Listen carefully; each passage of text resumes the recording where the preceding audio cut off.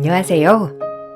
수원에 거주하고 있는 30대 후반 여성이에요. 너무나 착한 남편을 만나 연애를 하고 결혼을 했으나 시집살이라는 굴레는 저를 옥죄어 왔어요. 저도 저지만 집에서 인정받지 못하는 남편이 참으로 치근했는데 처음부터 시어머니는 쌓은 구석이 한두 군데가 아니었고 저를 보자마자 마음에 안 들어하는 기색이 역력한 분이었어요. 내일 그네 골프장 오픈한다고 하니까 너희 단단히 준비하고 와라. 떡이라도 돌리고 음식도 좀 장만하고, 알았니? 동서, 미안해. 아무래도 떡 돌리는 거랑 음식하는 게 보통 일이 아닌데 동서가 야무지게 이런 거 잘하잖아. 미안할 게 뭐 있니? 아무것도 안 해온 애 며느리로 받아준 것만으로도 고마워해야지. 네가 할 도리니까 그리 알아. 근데 진짜 수저 세트 하나 안 해온 건 동서도 너무 심했다. 요즘 세상이 어떤 세상인데 빈몸으로 털레털레 와? 너같이 모질한 것들끼리 만났으니까 그런 걸 모르지. 아무리 아무것도 해오지 말라고 했다고 그냥 빈몸으로 와? 어머님, 저 이이랑 사는 집에 혼수 다 제가 한 거고요. 이이가 열심히 일해서 청약 당첨되어 집도 장만한 건데 왜 어머님이 자꾸 그러시는지 모르겠네요. 처음에 안 주고 안 받는다고 하신 건 어머님 아니셨나요? 매번 이러실 거면 왜 그리 말씀하셨어요? 그걸 그렇게 들어? 내 친구 며느리는 물방울 다이아 세트로 해줬다더라. 넌 못해도 순금이라도 해야 할 거 아니야? 네가 날 무시하니까 이렇게 맨몸으로 털레털레 다니는 거지. 나를 존경하면 그러겠어? 최소한의 노력이라도 했겠지. 어머님, 제가 있잖아요. 노여움 푸세요. 솔직히 저도 저런 서민의 삶 잘 모르지만 뭐 동서도 형편이 어려웠겠죠. 제 형편을 고려하여 결혼을 준비할 때 안 받고 안 주기로 한 결혼이었어요. 그래도 남편이 착실하게 한 푼 두 푼 모아 청약이 당첨된 아파트에서 신접살림을 차릴 수 있었고 제가 그 아파트 안에 혼수를 채워 넣었습니다. 어머님도 저에게 아무것도 해주지 않으셨지만 어머님은 제가 어머님께 아무것도 해드리지 않았다고 늘 저만 보면 구박하기 일쑤였어요. 그도 그럴 것이 형님네는 워낙 부유한 집안이었기 때문에 시집 올 때 어머님께 모피코트를 해드렸다고 하더라고요. 그래서 그런지 어머님은 저와 형님을 워낙에 차별하고 대놓고 절 무시하였어요. 처음엔 괜찮았던 형님도 어머님이 저를 무시하자 똑같이 무시하더라고요. 이런 거 보면 참 순진하단 말이야. 어른들이 아무것도 안 해도 된다고 하는 건 반대의 말인 거지. 하긴 뭐 워낙 어렵게 살았으니까 그런 것도 다 부담이었겠다. 내일 늦지 말고 골프장으로 와. 동서가 할 일 엄청 많으니까. 형님은 좋으시겠어요. 돈이면 다 되는 세상이니 형님 뜻대로 안 되는 게 어디 있겠어요. 내일 뵐게요, 그럼. 어머, 동서, 삐졌어? 그냥 한 말이야. 뭘 또 그런 걸로 새삼 삐지고 그래? 동서가 워낙 없이 사니 자격지심인 거야. 형님 친정에서 아주버님께 골프장을 차려주셨기 때문에 어머님은 그때부터 입이 귀에 걸리기 시작했고 가뜩이나 예뻐하는 큰며느리를 더욱더 예뻐하기 시작했어요. 다음날 골프장 오픈식 때 방문해 보니 저와 남편이 할 일을 아예 빼놓은 형님네 부부였고 그걸 당연히 생각하는 시어머니였습니다. 늘 이렇게 비교당하고 무시당하는 남편이 안쓰럽고 짠했어요. 이 떡 좀 건물 사람들한테 다 돌리고 오고 너는 여기 화분들 좀 옮겨라. 너네 형이랑 형수가 좀 바쁘니? 얼른 움직여. 엄마, 이거 화분 옮기고 또 어떤 거 하면 될까요? 형네 골프장인데 제가 좀 많이 도와줘야죠. 시키실 거 얼른 주세요. 저기 바닥도 쓸고 창틀도 좀 닦아라. 아니, 알아서 눈치껏 해야지. 꼭 이렇게 내가 시켜야 되니? 넌 눈치가 너무 없어. 서방님, 아까 저기 손님이 물을 흘렸거든요. 물 좀 닦아주세요. 누가 지나가다가 미끄러지기라도 하면 큰일 나잖아요. 형님, 그런 건 형님이 하세요. 골프장에서 가만히 앉아 계시려고 차린 거 아닐 거 아니에요. 이런 걸 왜 제 신랑이 해야 하죠? 예, 이런 거 좀 부탁할 수 있지. 시킨 것도 아니고 내가 옆에서 들으니까 부탁이더만. 너도 참 애가 꼬였다 꼬였어. 그러니까요. 인력을 쓰셔야지 이런 걸 왜 창수 씨가 해야 하냐고요. 아무리 도와주러 왔다고 하지만 좀 그렇네요. 막말로 저희한테 언제 한번 고맙다고 인사나 한 적 있나요? 그저 당연하게 항상 굳은 일부터 시키고 저희 이런 거 시키지 마세요. 남편을 이렇게 종처럼 부린 적이 한두 번이 아니었는데 사실 남편은 어머님의 친아들이 아니었고 어려서 입양된 양자였어요. 아버님은 언제나 보육원 봉사를 많이 다니셨는데 그중 가장 눈에 들어온 제 남편을 입양했다고 했고 그렇게 평생을 그 집에서 막내 아들로서 살아가게 된 거예요. 남편은 그렇게 말하지 말라고 했지만 그래서 그런지 제 눈엔 남편을 대놓고 차별하는 시어머니가 너무 미웠습니다. 입양한 자식도 자식인데 어쩜 그렇게 친아들이랑 차별을 하면서 대하는지 제 마음이 다 안 좋았어요. 하지만 남편은 입양해 준 것만으로도 감사하다며 늘 어머님께 잘하려고 노력하는 아들이었죠. 제 남편이라서가 아니라 마음씨만은 비단결 같았고 오히려 정말 미련하게 착하다고 생각했던 적이 한두 번이 아닌 남자였어요.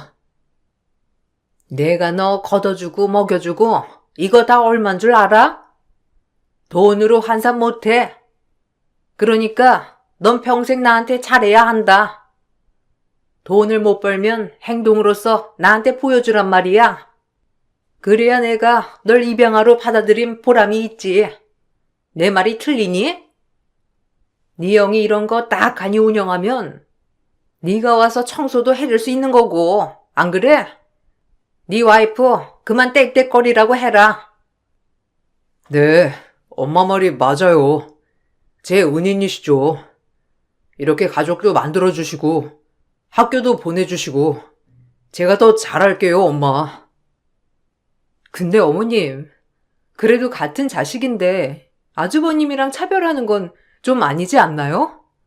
제가 봐도 너무 민망해서요. 입양을 해서 가족의 울타리를 만들어준 건 감사하지만 제3자가 보면 친자식과 남의 자식을 차별하는 걸로밖에 안 보이거든요. 뭐?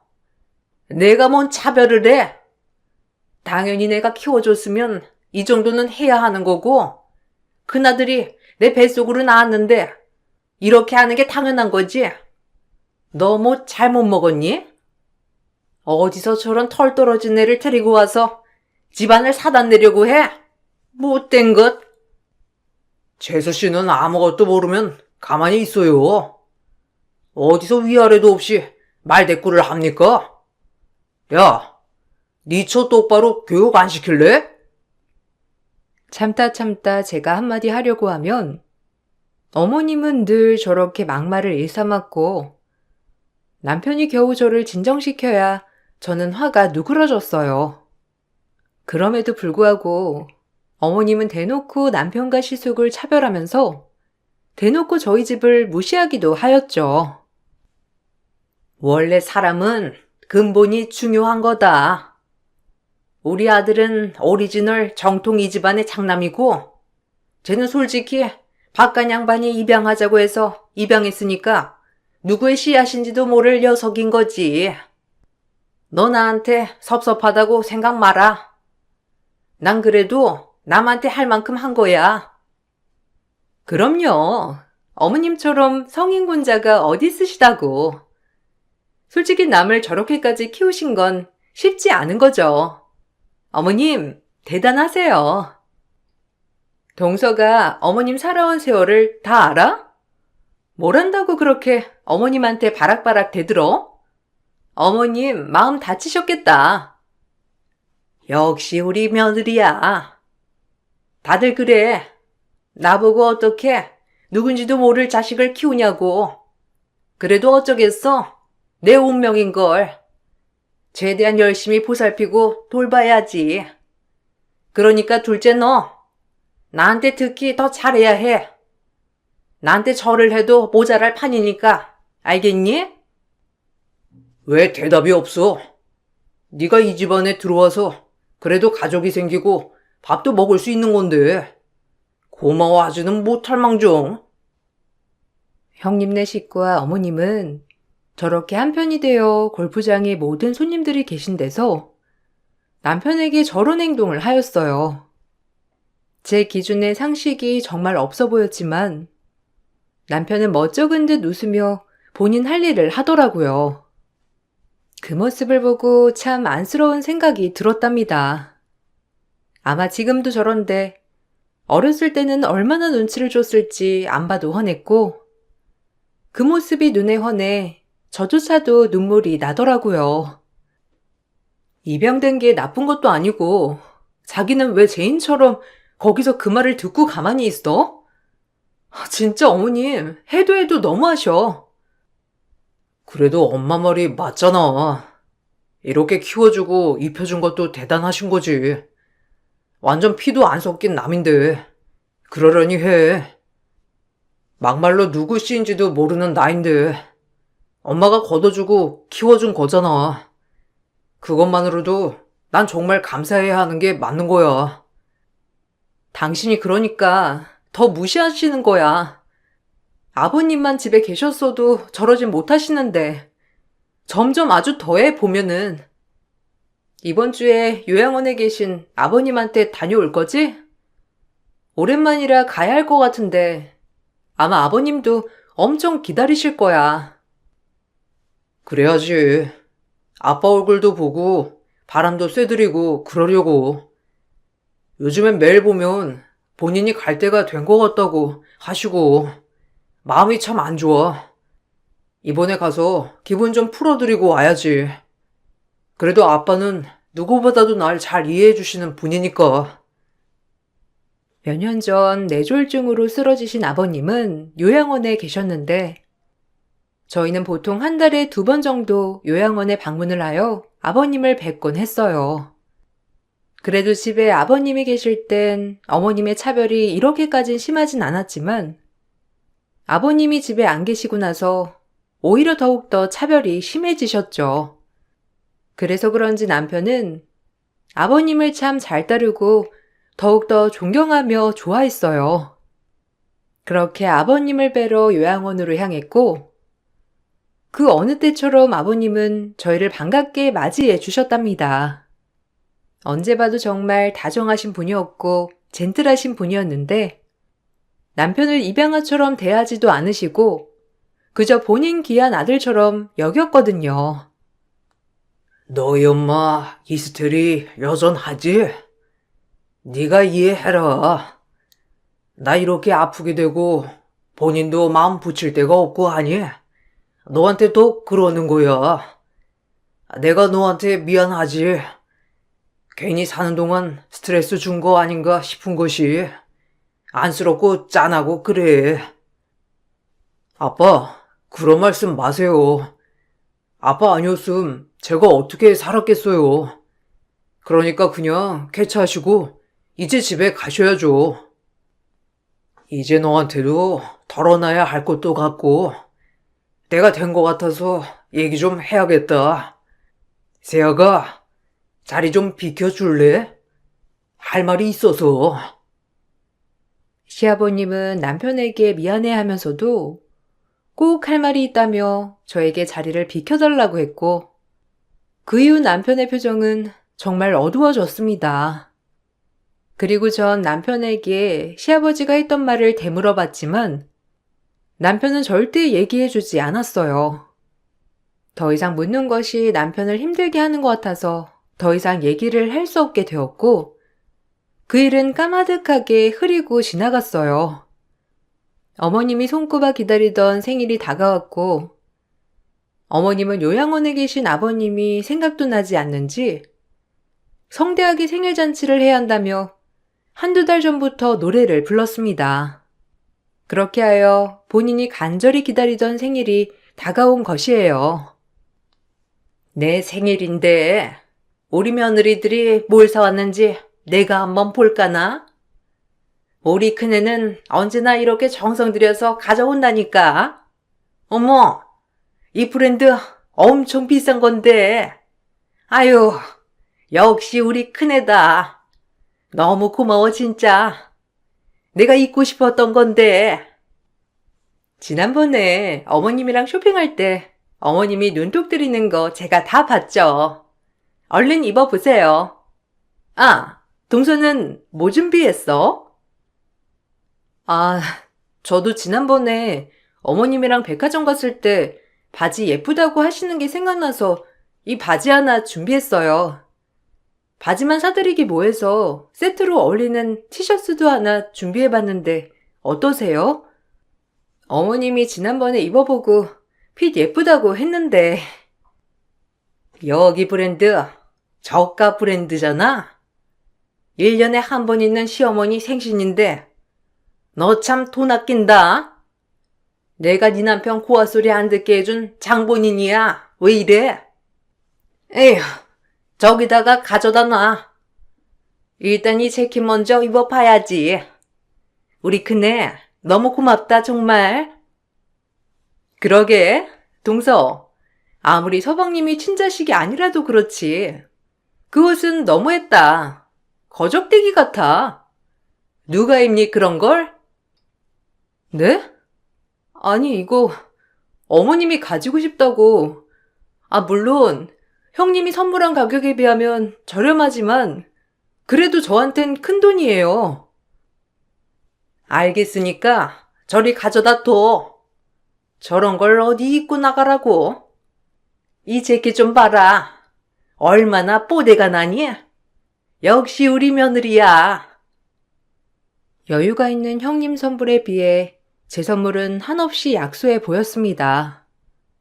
그래도 백화점 중년 여성들이 좋아하는 브랜드임에도 신경 써서 고른 제 선물을 패대기가 쳐졌어요.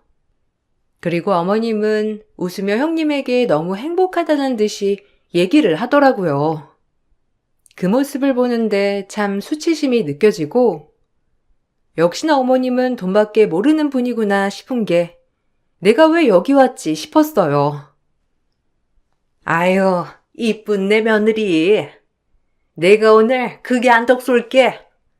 그럴 줄 알고 한우 2 플러스로다가 내가 준비했거든. 네가 좋아하는 살치살 구워줄 테니까 얼른 먹으렴. 언제나 내가 너 때문에 웃고 산다니까. 아, 둘째가 가져온 바지도 가져와라. 쓸 데가 있겠네. 어머, 어머님, 입어보시게요? 아유, 대보지 않아도 알 것 같은데. 그 재킷이랑 전혀 안 어울리는 싸구려 바지네요. 어머님은 형님에게 살치살을 구워준다고 하며 쓸 데가 있다고 제가 사드린 바지를 가져오라고 하더라고요. 전 그래도 입어나 보시려나 보다 싶어 바지를 가져다 드렸더니 일부러 저를 보라고 대놓고 열받게 하는 시어머니였고 그 모습에 치를 떨었습니다. 시어머니는 명품 재킷 사다 바친 형님네에겐 살치살 구워주며 내가 사준 바지는 기름 바지로 쓰려고 하는 시어머니였어요. 이걸 누가 입냐? 그래도 이렇게라도 쓰면 되겠네. 너네가 제 친엄마 아니라고 돈 안 쓰는 거지? 예단도 안 해와 선물도 저렴해. 하여튼 너네 두뇌에 정말 마음에 안 든다 안 들어. 내가 지를 키워줬으면 마누라 단속을 잘해야 할 거 아니야? 동서가 사준 거 그래도 쓸데가 있네. 오늘 아주 한우 구워 먹으면서 쏠쏠이 제 역할 하겠어. 잘 싸웠네. 진짜 너무 기가 막혀서 말이 안 나오네요. 어머님이랑 형님은 상식도 뭣도 없으신 분이고 진짜 말이 안 나와요. 제가 순간 너무 화가 나서 주체를 할 수 없는데 옆에서 침묵하던 남편이 조용히 용지 하나 내밀자 시어머니는 표정이 굳어버렸고 그 이후 온 집이 개거품 초토화 돼버렸습니다. 저 역시 그 모습을 보고 놀라긴 마찬가지였으며 남편은 이때다 싶은 얼굴을 하더라고요. 아니, 이게 뭐야? 너 지금 이걸 어떻게... 네 애비가 그러던? 이놈의 양반이 절대 말 안 하기로 해놓고. 역시 엄마도 알고 있었군요. 그래놓고 평생을 근본 없다느니 그렇게 절 구박하신 거예요? 진짜 역대급이네요. 넌 나한테 불행의 씨앗이었어. 너 때문에 내 인생이 망했다고. 그래, 그래서 뭐 어쩔 건데. 네가 뭘 할 수 있어? 그래도 달라지는 건 없다. 넌 우리 집안의 양자 그 이상도 아니고. 그러니까 그냥 나한테 감사하며 살아야 하는 건 변함없어. 남편이 용지를 내민 건 다름 아닌 아버님과의 유전자 검사 용지였고 그곳엔 아버님과 남편이 친자관계가 확실하다는 글이 적혀 있었어요.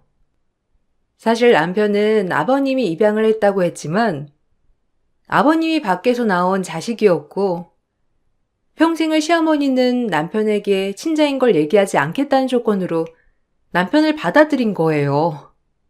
아버님이 어머님과 결혼하기 전 결혼을 약속한 상대가 있었는데 그것이 남편의 친어머니였고 지금의 시어머니가 아이를 가졌다고 거짓말을 하여 아버님과 남편의 친어머니가 헤어지게 된 거라고 했습니다. 그리고 날짜가 이상하여 따져보니 지금의 아주버님은 아버님의 친자식이 아니었고요. 그걸 다 알면서 아버님은 첫사랑을 잊지 못해 본인도 밖에서 나왔기 때문에 묵인하셨어요. 아버님의 외도가 포장될 순 없지만 그래도 남편은 아버님의 친아들이 맞았습니다. 평생 밝히지 않다가 아버님은 요양원에 남편의 친어머니가 수소문 끝에 찾아온 후 남편에게 얘기를 한 거예요. 친어머니가 남편을 꼭 만나고 싶어 한다며 말이죠. 그리고 그 친어머니는 아들을 찾았을 때 본인이 초라하지 않기 위해서 죽을 힘을 다해 돈을 벌었다고 했고 지금은 강남에 내놓으라고 하는 건물 몇 채가 친어머니의 것이라고 했습니다. 그리고 남편을 찾고 남편에게 모든 걸 주고 싶다고 꼭 만나게 해달라고 했더라고요. 엄마도 떳떳하지 못하면서 왜 저만 이렇게 살게 한 건가요? 형은 엄마의 자식이니까 평생을 차별받아도 고아인 날 걷어줘서 정말 감사하다고 생각하며 애써 위로하고 살았는데 형이 아빠의 자식이 아니었잖아요. 왜 내가... 웃기지 마. 네 형이 네 아빠의 아들이야. 네가 감히 네 아빠의 재산이 탐나니까 이제 와서 이러는 거지? 재산 때문에 악착같이 남편한테 고하라고 했던 거군요. 아버님 재산 욕심 부리지 말라고 어렸을 때부터 얼마나 가스라이팅을 해댔는지. 남편은 정말 지금도 아무런 욕심 없이 지냈어요. 근데 이젠 말이 다르죠. 아버님의 친자식이 남편이고 아주버님은 아버님과 피 한 방울 안 섞였는데 분할은 똑바로 해야 하는 거 아닌가요? 저도 이제 안 참아요. 이제 엄마, 아니, 평생 절 자식으로 인정하지 않았으니 아주머니라고 해야 하나요? 저도 이제 영 끊습니다. 그리고 아빠의 재산은 눈꽃만큼도 형이 가져가지 못하게 할 거니 그리 아세요. 일이 이렇게 된 이상 절대 안 참을 거니까. 이 후레자식 같으니라고? 내가 저게 언젠가 화근이 될 줄 알았어. 우리 아들 앞길을 막을 줄 알았다고. 절대 그렇게 못해. 아니, 어머님. 그럼 이 사람이 아버님 친자식이 아니라는 거예요? 그럼 누구의 씨앗인지도 모르는 거고요? 아빠 자식이 내가 왜 아니야? 맞다니까. 당신 그따위로 말하지 마. 난 누가 뭐래도 우리 아빠와 엄마 사이에서 나왔으니. 남편은 시어머니와 절연을 선언하고 아버님에게 달려갔어요. 그리고 정말 본인을 위한다면 현명하게 재산을 상속해달라고 차분하게 얘기했습니다.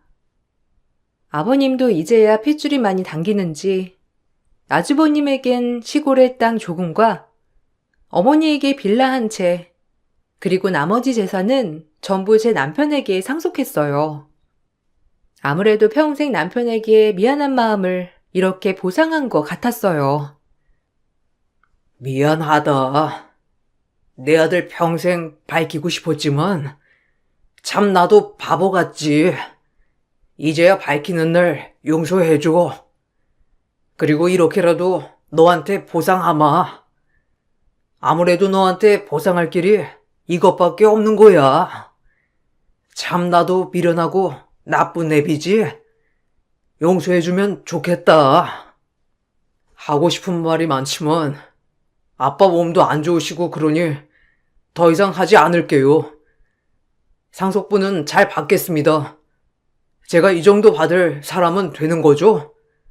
그래도 이 넓은 세상 철저히 혼자인 줄 알았는데 저에게 친부모님이 계시다는 게 꿈 같네요. 늘 너에게 밝히고 싶었던 비밀인데 늦게 밝혀서 미안해. 내가 갈 때가 다 됐나 보다. 이제 속이 참 후련해. 그야말로 시어머니가 대로할 일이었고 아주버님과 시어머니는 저에게 소송을 걸었습니다. 본인들은 이 상속분에 대해 굴복할 수 없다며 노발대발 난리를 치면서 말이에요. 하지만 저희도 만만치 않게 준비를 철저히 했어요. 애초에 아버님이 이렇게 상속해 주실 때 어머님께서 가만히 계실 분이 아니라는 걸 굳게 깨달았고 거기에 맞춰 대응해야겠다고 생각했거든요. 니깎게 감히 이 재산을 탐내? 넌 그냥 고 하나 다름없어. 이제 와서 뭐가 편하겠니? 절대 안 변하지. 마음대로 하세요. 아빠가 나눠준 건데 뭘 어쩌시려고. 그리고 핏줄은 그쪽 아드님이 핏줄이 아닌 거죠. 아빠 자식이라고 거짓말까지 쳐가면서 제 친엄마랑 갈라놓고 이제 와서 뻔뻔하게. 저도 이제 안 참습니다. 절대 이전처럼 안 살아요. 어디 한번 마음대로 해봐. 어려서부터 난 네가 마음에 안 들었다. 아주 지 친놈이 쏙 빼닮아가지고 언젠간 화근일 줄 알았어. 당신 말 조심해요. 이해한테 평생 잘못했다고 용서를 구해도 모자를 파네. 돈에 눈이 돌아서는 세상 제일 무서운 사람이네요. 내가 왜 용서를 구해? 저딴 걸 내가 걷어주고 먹여줬는데? 너희 나한테 절을 해야 돼. 나쁜 것, 머리 검은 짐승 거두지 말랬더니 이 말이 딱 맞아. 네가 내 뒤통수를 쳐? 그래, 네 친엄마 만났다 이거지? 그 여자도 끈질겨 정말. 말이야 바른 말로 해야죠. 우리 아빠가 당신네 모자를 거둔 거지. 당신의 위치가 이거라고. 밖에서 나온 자식을 데리고 이 집에 염치 없게 눌러 앉았으면 이제라도 그에 걸맞게 행동 똑바로 하란 말이에요. 그렇게 법적 공방을 이어갔고 상속재산 분할 심판 청구 소송이었는데 우리한테 유리했지만 그쪽에서 절대 뺏길 수 없다는 듯이 계속해서 끈질기게 물고 늘어졌습니다. 시간이 오래 걸려서 그렇지 결과론적으론 저희가 승소했어요. 상속을 해주는 아버님의 직계자손 1순위가 남편과 어머님이었는데 어머님은 이미 값비싼 빌라를 받았기 때문이었죠. 그렇게 어머님의 꿈인 이 재산 모두가 아주버님에게 돌아가는 일은 없었습니다. 남편은 그리고 평생 어머님에게 차별, 괴롭힘 당한 것에 대한 정신적 피해보상 청구 소송을 걸었습니다. 늘 괜찮다고만 했던 남편이었지만 이번 소송을 계기로 철저히 남이란 걸 깨달았거든요. 주변 사람들의 증언들과 행사 때 남편과 시어머니가 찍은 사진이 한 장도 없다는 점을 토대로 약소하지만 어머님은 남편에게 위자료를 주어야 했어요. 그리고 이 결과는 엄청 큰 파장을 불러오기도 하였는데 형님은 본인을 속이고 한 결혼이라고 아주버님에게 이혼 소송을 걸었고 아주버님은 졸지에 형님에게 이혼을 당할 수밖에 없었습니다. 형님네가 워낙 잘 살았어서 어머님이 그렇게 형님에게 죽고 못 살았는데 이 소송의 결과로 형님까지 잃게 되었다는 거죠. 모든 게 계산적인 형님은 본인이 절대 꿀리는 집의 며느리가 될 수 없다며 이혼을 하고 싶다고 선전포고를 하였어요. 저 역시 당황했지만 시어머니와 시숙은 난리가 나게 되었죠. 내가 돈 때문에 이러는 것 같아요? 어머님, 그렇게 서방님 보고 고아라더니 사실상 제 남편이 이 집에서 고아나 다름 없었네요. 제가 돈 없는 사람도 아니고 전 출신을 숨긴 게 너무 화가 나고 이미 우리 사이에 신뢰는 깨진 것 같아요. 애초에 그런 사생아 출신이었으면 제가 결혼을 했을까요? 진짜 분하지만 그래도 정이 있으니 이렇게 하는 겁니다. 아니 너까지 왜 그러니? 뭐가 달라? 얘가 내 아들이고 내가 그럼 엄한 놈한테 얘를 낳았을까봐? 우리 변한 거 없다. 미운 오리 새끼가 서방님인 줄 알았는데 그게 제 남편이었잖아요. 전 이걸 못 참겠네요. 그냥 깔끔하게 협의 이혼으로 하죠. 저희 부모님이 하시면 절대 가만 안 계실 거예요. 수준이 맞아야지 이거야 원. 내가 저런 사생아랑 결혼을 했다니. 아휴 기막혀. 너 지금 이 재산 다 못 물려받아서 그러는 건 아니고 돈 때문이 아니라더니 내가 보기엔 그런 거 같은데 아니야? 마음대로 생각하세요. 어쨌든 제 생각 변하지 않으니 도장 찍어서 서류 보내주세요. 제가 법원에 제출할 테니 괜히 힘 빼지 말죠. 여보, 어떻게 우리가 이렇게 끝이 나? 나도 피해자인데 내가 불쌍하지도 않아? 부부 사이가 이렇게 종이장 같다니.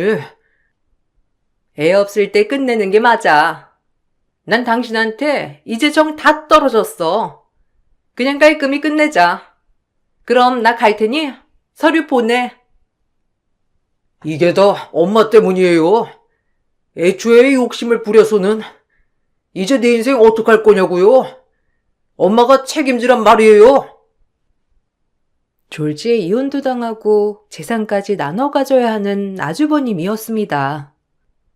그에 반면에 남편은 아버님을 통해 친어머님을 찾을 수 있었고 친어머니 분은 정말 멋진 여자 그 자체였어요. 남편을 보고 오열을 하며 미안하단 말밖에 안 하시더라고요. 사실 저렇게 헤어져서 살았을 때 저 어머니 마음이 오죽했을까 싶으면서 가슴이 아려왔어요. 생떼 같은 핏덩이를 떨어뜨려 놓고 자식을 찾아오겠다는 일념 하나로 여자 혼자 저 정도까지 되었을 땐 정말 엄청나게 피나는 노력을 했다는 걸 알 수 있었거든요. 너무 미안하다 내가. 그때 널 데리고 갔어야 했는데 그땐 정말 나 살기도 바빴어. 미안해. 그래서 악착같이 널 나중에 만나기 위해 이 악물고 일했어. 이 엄마를 용서해 주겠니?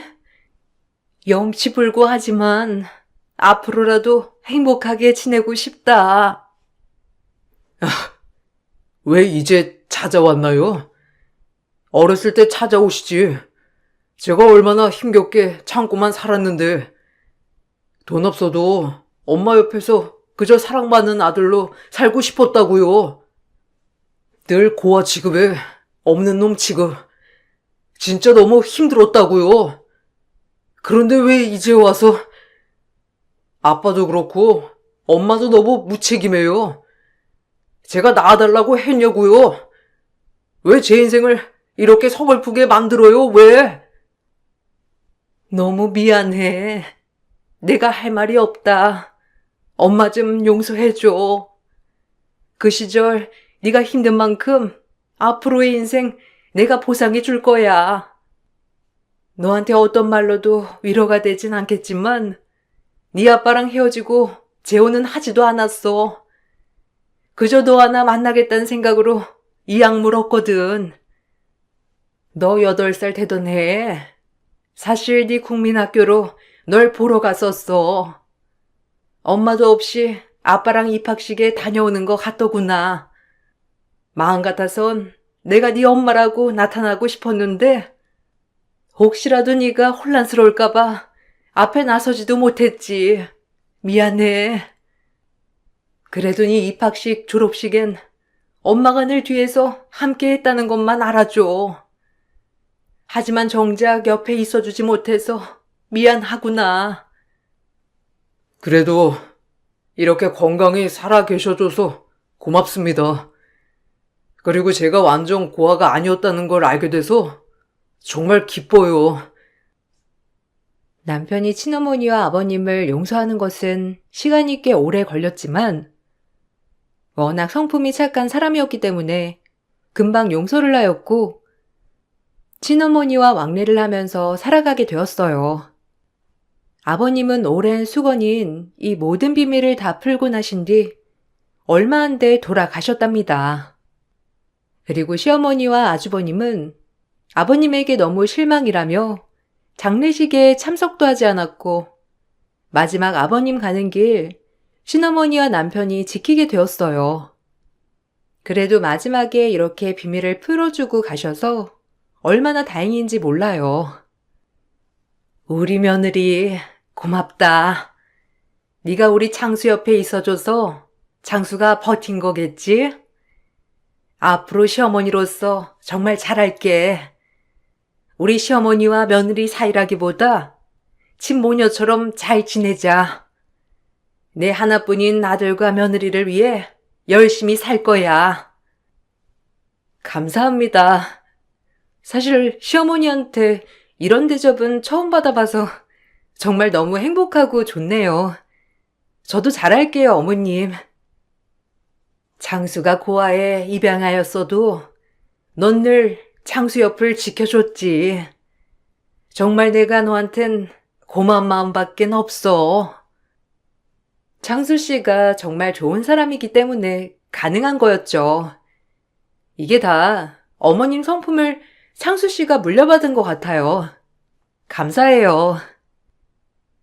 그리하여 저에겐 자비로운 시어머니가 생겼고 남편에겐 이 세상 무엇도 아깝지 않게 해주실 어머니가 생겼어요. 그리고 부모에게 이런 사랑을 받아본 게 처음인 남편은 어린아이처럼 늘 행복해했고 저 역시 너무 기뻤답니다.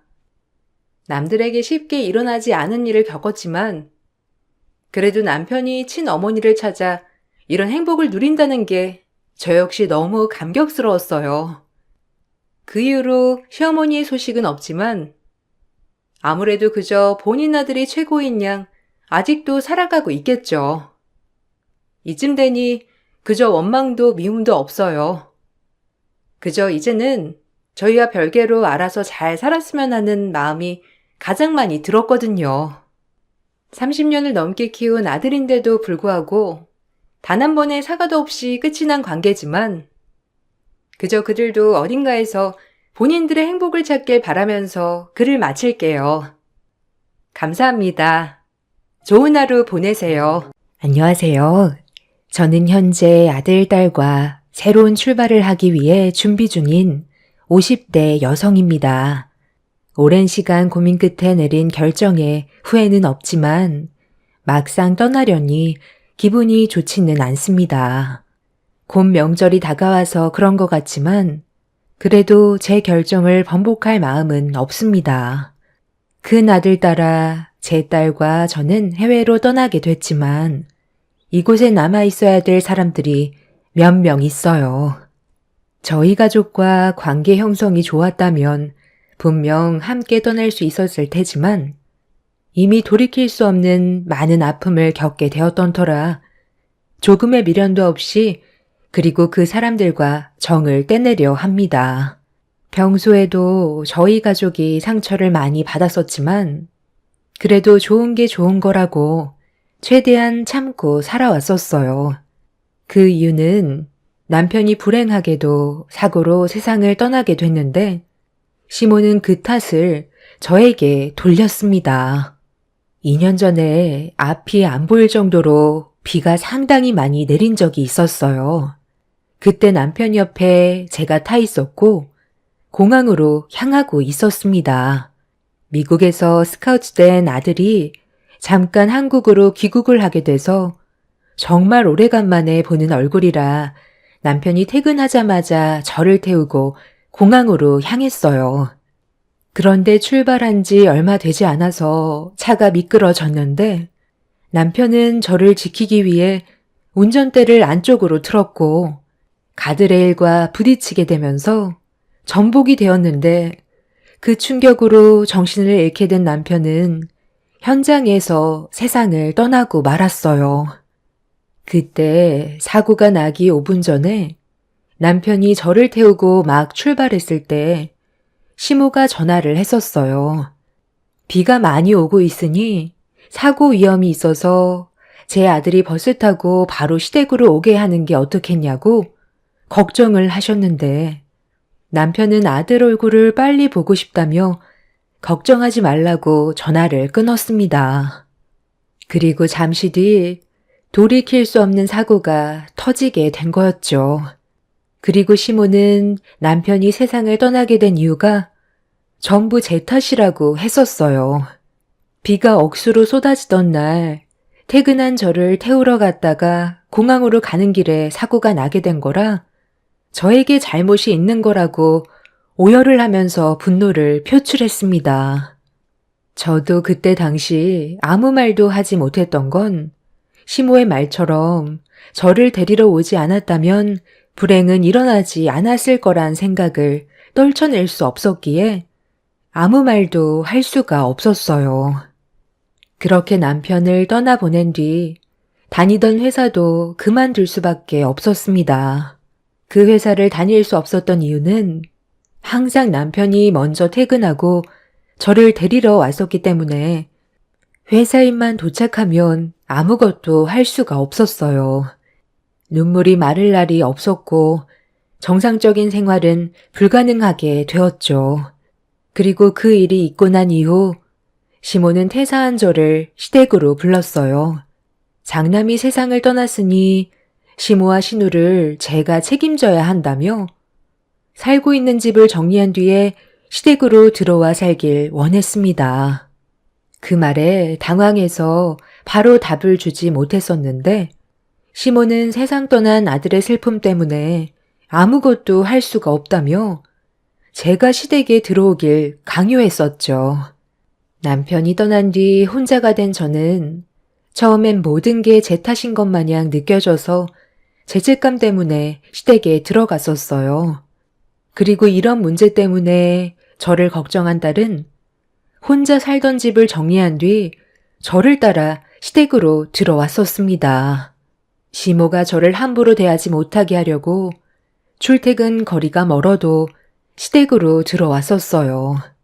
미국에서 일을 하고 있던 아들은 이런 상황들을 불안해 했었지만 아들이 당장 해결할 수 있는 일은 없어서 때를 기다려야만 했었습니다. 그리고 저와 제 딸이 시댁에서 생활하게 된 날부터 시모는 세상 떠난 아들에 대한 그리움 때문에 하루하루 사는 게 힘들다고 우울증까지 왔다면서 집안일들은 전부 저와 제 딸에게 시켰습니다. 그리고 남편의 하나뿐인 여동생인 신우는 원래 성격이 안 좋았지만 남편이 떠나고 나선 고삐 풀린 망아지 마냥 더욱더 저희 모녀를 괴롭히며 상처를 주었습니다. 그래도 서로 얼굴 붉히는 걸 원하지 않았던 저는 최대한 참고 넘어가려 했는데 날이 가면 갈수록 심해지는 시모와 신우의 행동에 결국 안 좋은 감정이 터져버리게 되었고 서로에게 씻을 수 없는 상처를 주고받게 되었습니다. 저와 제 딸도 남편이 세상 떠나고 2년 동안 참고 살아왔었기 때문에 더는 감정 조절을 하기가 힘이 들었어요. 제 딸과 신우가 서로 이번 설 명절날 목소리를 높이면서 싸우게 된 이유는 제가 힘들게 만든 음식 때문이었어요. 식사를 하기 위해 서로 둘러 앉았는데 중앙에 올려놓았던 갈비찜을 대놓고 신우 쪽으로 끌어당겼습니다. 시모의 행동에 당황한 저는 어색한 미소를 지으면서 올려놓은 갈비찜이 전부라 같이 먹어야 하지 않겠냐고 좋게 대화로 풀어나가려 했는데 그런 저를 노려보던 신우가 밥 먹다 말고 젓가락으로 식탁을 강하게 내려치며 저에게 화를 냈어요. 엄마, 지금 하는 말 들었어? 갈비찜을 같이 먹겠다잖아. 겸상하는 것도 기분 나빠 죽겠는데. 이젠 아주 대놓고 먹는 걸로 사람 속을 뒤집어 놓네? 지금까지 노처녀로 살아온 것도 서러운데 내가 갈비찜 때문에 상처를 받아야 돼? 엄마, 뭐라고 한 소리 좀 하세요. 조용히 있으니까 우리가 아주 만만한가 봐. 내 딸이 먹고 싶다길래 가까이 끌어줬는데 뭐가 잘못됐니? 밥상머리 앞에서 숟가락도 뜨기 전에 기분을 잡치게 만들어? 지난 너는 굳이 갈비찜을 입구멍에 쳐넣어야 되겠니? 널린 게 반찬인데 왜 하필 갈비찜이야? 할미가 얘기했지? 이건 너희 고모를 위한 거니까 만지지 말라고 매번 명절마다 얘기를 했을 텐데 붕어 대가리도 아니고 벌써 또 까먹은 거야? 도대체 머리통은 왜 들고 다니는 거야? 그냥 장식품이니? 굳이 먹고 싶으면 밥 먹는데 분위기 망치지 말고 나가서 사 먹으면 되잖아. 너희들이 왜 우리 집에서 살고 있는지 벌써 까먹은 거야? 내 아들 세상 떠난 지 2년밖에 안 됐는데 감을 잃은 거냐고? 누구 때문에 우리 아들이 세상을 떠났는데 평생을 고개 숙이고 살아야 될 년들이 지금 누구 앞에서 눈을 부라려? 종년들 주제에 감히 우리 딸 갈비찜에 손을 대? 어머님, 그거 제가 만들었어요. 모두가 둘러앉아 같이 먹으려고 신경 써서 만들었는데 이런 식으로 행동하면 저희도 상당히 곤란하죠. 나이 한두 살 먹은 것도 아니고 먹을 거 가지고 유치하게 계속 이럴 거예요? 차라리 이런 식으로 서로 얼굴 붉히면서 싸울 거면 그냥 갈비찜은 아무도 안 먹는 게 좋겠어요. 계속 싸움만 나잖아요. 지금 어디에 손을 대는 거야? 그 더러운 손 안 치워? 종년 주제에 감히 갈비찜에 손을 대? 너희들은 지금 내가 하는 말 못 알아들었어? 이것들 안 되겠네. 너희들 저짝 가서 밥 따로 먹어라. 하여간 마음에 드는 구석이 하나도 없어. 내 아들이 왜 너 같은 년이랑 결혼을 했는지 모르겠다. 너 때문에 우리 집안 장남이 세상을 떠났어. 알아서 기어도 모자랄 판에 눈치 없이 갈비찜에 손을 올려? 보자 하니까? 너희들 좋게 말로 하니까 내가 우습지? 시모는 기분이 상했다며 갑자기 저와 제 딸의 밥그릇을 들어 바닥으로 내리쳤어요. 앞으론 겸상할 생각도 하지 말라고 저와 딸을 인간 이하로 취급하고 있었습니다.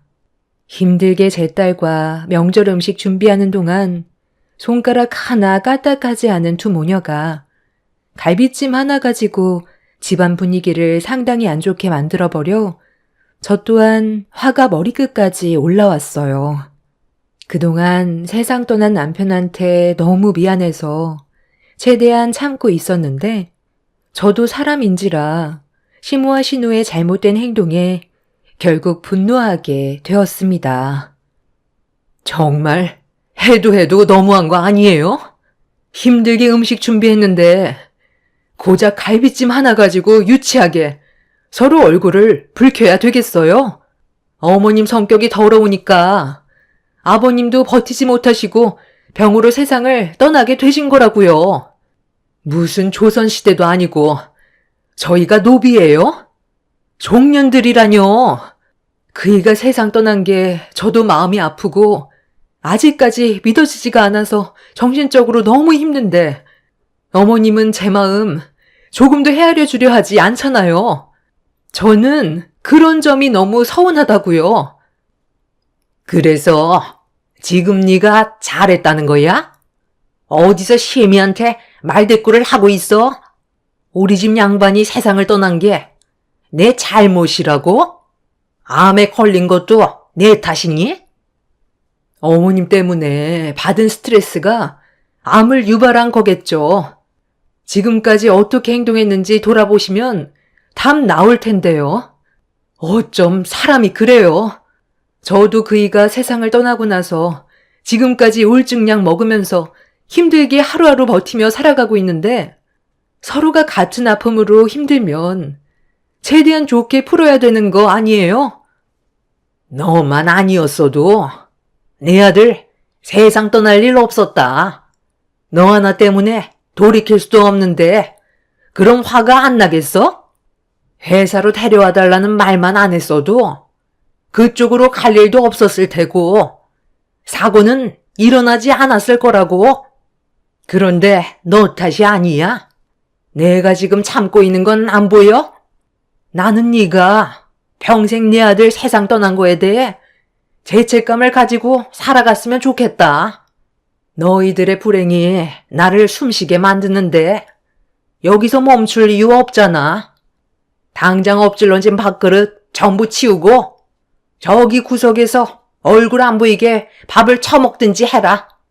같은 공간에서 숨쉬며 사는 것도 정말 곤욕이지만 이렇게라도 해야 내 아들이 세상 떠난 아픔을 잊어버릴 수 있지. 할머니가 드디어 병원에 갈 시간이 됐나 보네. 노망이 들어도 단단히 들었어. 엄마, 우리 이제 할 만큼 했어요. 더는 이 집구석에 붙어 있을 필요 없다고요. 야, 이 쬐깐한 게? 너 지금 어른한테 그게 무슨 말버릇이야?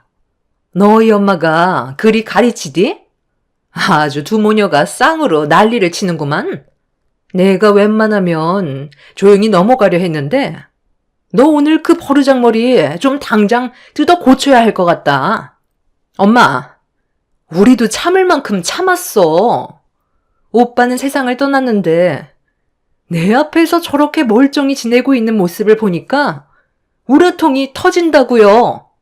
눈치도 없이 우리 오빠가 좋아했던 갈비찜이 목구멍으로 넘어가? 당장 내 눈앞에서 사라져. 너희들은 밥 먹을 자격도 없어. 신우는 무서운 눈빛으로 저와 제 딸을 노려봤어요. 그리고 거침없이 제 딸의 어깨를 강하게 밀쳤고 제 딸 또한 안 좋은 감정이 계속해서 쌓여왔던 터라 신우를 똑같이 밀쳤습니다. 결국 이 문제로 설 명절날 대판 싸우게 되었고 무지막지하게 달려든 시모는 제 머리채를 잡아 사정없이 흔들었어요. 남편이 있었을 때는 그래도 중간 역할을 잘해줘서 서로 안 좋은 감정은 가지고 있었지만 그게 문제되는 일은 없었습니다. 그런데 남편이 세상을 떠난 이후 시모와 신우는 저희 모녀를 가만두지 않았어요. 미국에서 일을 하고 있던 아들이 돌아올 때까지만 참기로 했었기 때문에 저희 가족이 살던 집을 처분하고 그 자금으로 아들은 미국에서 함께 살아갈 수 있는 보금자리를 마련하기 위해 준비를 하고 있었습니다. 그러다 보니 수중에 돈이 많지 않았고 최대한 버티면서 생활을 할 수밖에 없었어요. 이런 상황을 시모와 신우는 전혀 모르고 있었기 때문에 저와 제 딸을 함부로 대했어요. 어차피 떠나면 평생 얼굴 볼 일 없어서 저희 가족은 최대한 시모와 신우에게 잘하려고 노력했지만 돌아오는 건 욕밖에 없었고 갈빗대로 뺨 세례까지 날아왔습니다. 만약 좋은 관계를 유지했었다면 함께 떠나는 걸 고려해 봤을 텐데 2년이라는 시간 동안 너무 많은 걸 겪고 와서 더는 미련 없이 떠날 수 있을 것 같았어요. 그리고 집안이 아수라장이 된 상태에서 초인종 소리가 울려 퍼졌습니다. 그리고 저와 뒤엉켜 있던 시모는 행동을 멈췄고 고개를 돌려 인터폰을 바라보길래 저는 시모를 밀친 뒤 현관문을 열어줬습니다. 엄마, 아니, 얼굴이 이게 뭐예요? 진아 너도 꼴이 이게 뭐야? 할머니, 저랑 약속하지 않았어요? 저 오기 전까지 최대한 좋게 지내기로 했었잖아요. 아유, 우리 손자 왔어? 네 엄마가 할머니를 얼마나 속썩였으면 이렇게까지 행동했겠니? 나도 참을 만큼 참았다가 터져버린 거라 어쩔 수가 없었다. 너는 만신창이 된 할미 꼴은 안 보이는 거야? 그런데 오늘 온다고 하지 않았잖아. 애미 너는 우리 손자 온다고 이제 말도 안 한 거야? 아주 막 나가기로 작정을 한 거지? 너희랑 사는 거 지긋지긋했는데 차라리 잘 됐다. 이참에 우리 손자가 이 할미 좀 데려가면 안 되겠니? 이 집구석에서 서로 얼굴 붉히면서 사는 것도 이제 지겹고 숨 좀 쉬면서 살고 싶구나. 우리 손자는 할미 편이지? 그래, 할머니랑 고모가 너 올 때까지 얼마나 목 빠지게 기다렸는지 알아? 나도 늦었지만 결혼 한번 해봐야 되지 않겠어? 여기에는 나랑 맞는 사람이 없다니까? 해외에서 찾아봐야 되겠어. 더 늙기 전에 좋은 남자 만나 행복하게 살고 싶은데 우리 조카가 고모 도와줄 거지? 너 좋은 곳에 스카우트 제의 받아서 돈도 많이 받는다며. 네, 저도 정말 지긋지긋하네요. 이제 그만하고 싶어요. 저희 아빠 돌아가셨을 때 장례식 끝난 뒤 비행기 타기 전에 제가 할머니한테 뭐라고 그랬어요? 저희 엄마랑 제 동생 잘 좀 부탁한다고 했잖아요. 걱정하지 말라면서요. 할머니가 저희 엄마 잘 챙겨주겠다고 하셔놓고 지금 이게 뭐 하자는 거예요? 몇 달 전에 제가 안부 전화 드렸을 때 아주 잘 지내고 있다면서요. 서로 단 한 번도 얼굴 붉힌 적 없었다면서. 그건 전부 거짓말이었어요? 이 정도로 심각할 거라곤 상상조차 하지 못했는데 지금 너무 큰 실망을 해서 무슨 말부터 해야 될지 모르겠어요. 저 이번에 지금 일하는 곳보다 더 큰 금융기업에서 스카우트 제의 받아서 회사를 옮기기로 했거든요. 제일 마음에 들었던 조건이 뭐였는지 알아요? 저희 가족 모두가 함께 살아도 넉넉할 정도로 큰 집을 제공해 준다고 했어요. 그래서 오늘 명절이고 좋은 소식도 알려드릴 겸 해서 잠깐 온 거였는데 이렇게까지 실망스러운 모습을 보게 될 줄 몰랐습니다. 엄마, 이제 그만 짐 챙기세요. 할 만큼 했고 더는 이 집구석에 붙어 있을 필요 없을 것 같아요. 그냥 저희끼리만 출국해요. 여권도 미리 준비해 놨죠? 몸만 떠나면 되는 거니 내일 바로 출발해요. 아니, 잠깐만. 갑자기 떠난다니. 그게 무슨 말이니? 너 할머니 꼴은 안 보이는 거야? 이거 봐봐라. 머리가 한 움큼 빠져 있고, 옷도 다 찢어졌다. 여기 얼굴 보래도 너희 엄마한테 긁혀서 손톱 자국까지 났다고. 지금 이게 내 잘못만 있는 거 같니? 서로 불만이 있어서 그 감정이 터져 나온 것 뿐이지. 평소엔 잘 지냈었어. 안 그래, 혜미야? 아들은 이미 두 귀를 닫아버렸고 제 딸과 저는 몸만 떠나면 되는 거였기 때문에 간단하게 가지고 갈 짐만 챙기려고 움직였어요.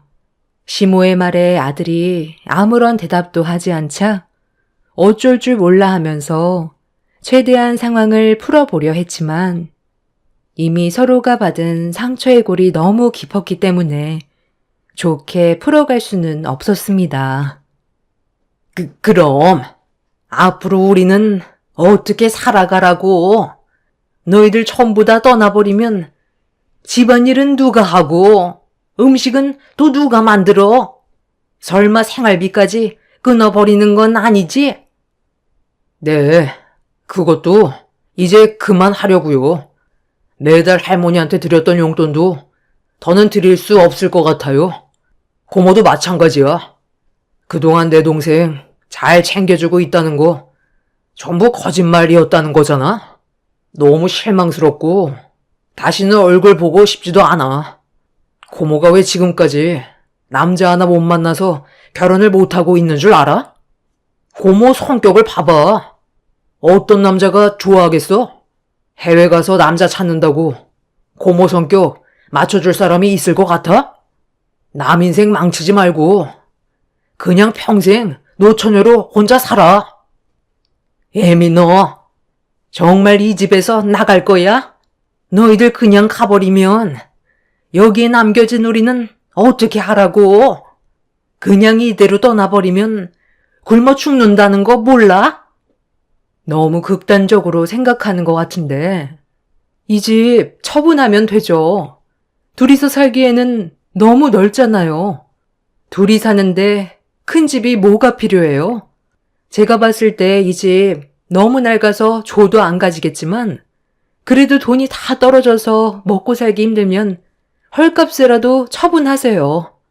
투자 목적으로 사가는 사람 분명 있을 거예요. 정말 이럴 거예요? 오빠가 이런 사실을 알면 좋아했겠어요? 서로 안 좋은 감정 있다 보면 얼굴 붉히고 몸싸움 정도는 할 수 있는 거지. 왜 상황을 더 안 좋게 만들려는 거예요? 누가 뭐래도 우리가 한 가족인 건 변함없는 사실이라고요. 이번에는 우리가 좀 지나쳤던 것 같으니까 먼저 사과할게요. 그 사과 나는 받아줄 생각 없는데? 오늘 하루 잠깐 그랬다면 이해라도 하지.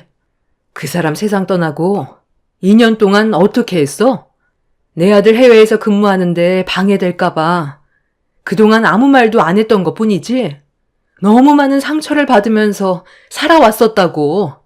오늘이 지긋지긋한 관계 끊어낼 수 있는 시간인데 내가 이 시간을 놓칠 것 같아?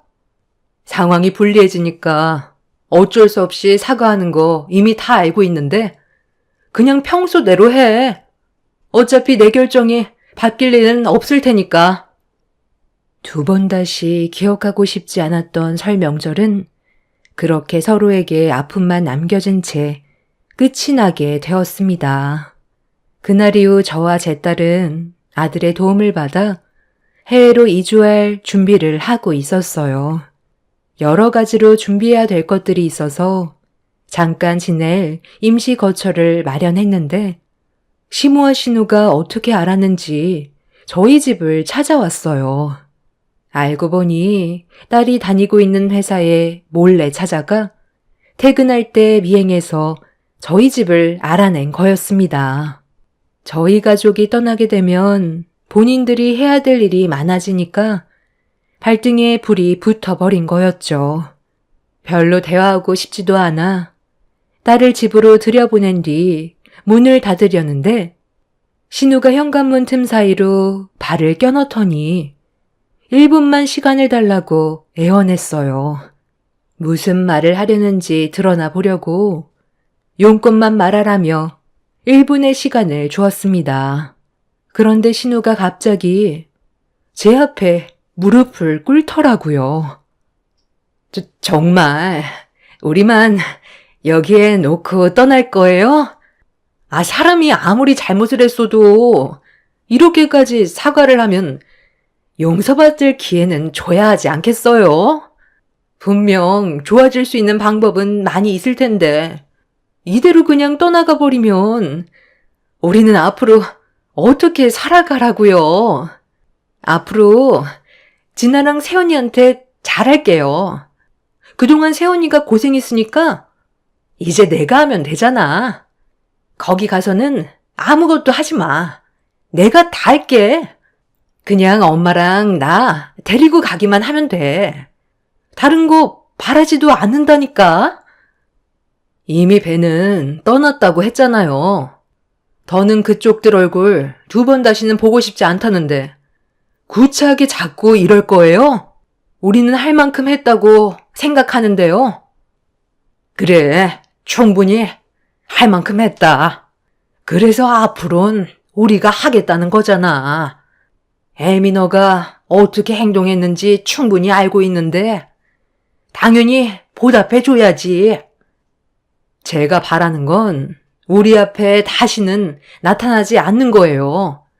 지금 이것저것 준비해야 될 것들이 너무 많아서 길게 대화할 수가 없어요. 대화하고 싶지도 않고요. 1분 지난 것 같은데 볼일 끝났으면 문 닫겠습니다. 마지막으로 경고하는데 다시는 우리 가족 앞에 나타나지 마세요. 그러니까 있을 때 잘하라는 말이 있는 거예요. 예미야. 내가 잘못했다. 내가 이렇게 무릎까지 꿇었다. 이 정도면 다 보여준 거 아니니? 너한테 했던 몹쓸 짓들 전부 다 사과하마. 너무 마음이 아파서 그랬어. 내가 그렇게 의지했던 내 하나뿐인 아들이 나보다 먼저 세상을 떠났는데 어느 어미가 온전한 정신으로 생활을 할 수가 있겠어. 장남인 내 아들 고생만 하다가 세상을 떠난 것 같아서 지금도 아들 생각만 하면 북받쳐 오른다고. 너도 자식 가진 입장에서 내 마음 이해할 수 있잖아. 잠깐 정신 나갔다가 이제 다시 돌아왔으니까 우리 다시 잘 해보자. 너희들 전부 떠나고 나면 남겨진 나랑 내 딸은 아등바등 살다가 길거리에 나앉게 될 텐데 너도 그건 원하지 않잖니? 왜 그렇게 생각하세요? 둘 다 사지 멀쩡한데 왜 길거리에 나앉을 생각부터 하는 거죠? 이럴 시간에 앞으로 어떻게 먹고 살아야 될지 그것부터 고민하세요. 내 아들 따라가서 주는 용돈 받아가며 살고 싶어서 이러는 거 내가 모를 줄 알아요?